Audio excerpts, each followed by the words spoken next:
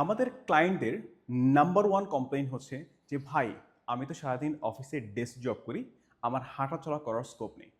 আমি কিন্তু এই অফিস করিডোরে প্রতিদিন 3 থেকে 4 হাজার স্টেপস ইনশিওর করি। সো দেখা যায় যে এভরি 30 মিনিটস পর আমার ঘড়ি আমাকে মুভমেন্ট সিগন্যাল দেয়। আমি সিগন্যালের পর অফিসের এই করিডোরে 2 থেকে 3 মিনিট আমি ওয়াক করি, যা আমাকে দিন শেষে 8 থেকে 10 বার করলে 3 থেকে 4 হাজার স্টেপস দেয়। এই যে অফিসে রেগুলার ইন্টারভালে আপনি ওয়াক করছেন, এটার বেশ কিছু হেলথ বেনিফিটস আছে। আপনি ওয়াকের কারণে আপনার ব্লাড সার্কুলেশন বাড়বে, যা আপনার ঘাড় বা কোমরের যে স্টিফনেস বা রিজিডিটি এই জিনিসটা কমাতে হেল্প করবে।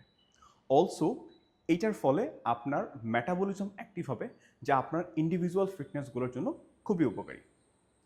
অলসো আপনি যে এই 30 মিনিটস পর পর আপনি অফিস স্ক্রিনের বাইরে এসে ফ্রেশ কিছু লাইক গ্রিন কোনো কিছু বা আকাশ দেখছেন, এটাতে কিন্তু আপনার ফ্রেশনেসটা বাড়ছে, যা আপনার ইভেনচুয়ালি প্রোডাক্টিভিটিতে হেল্প করবে।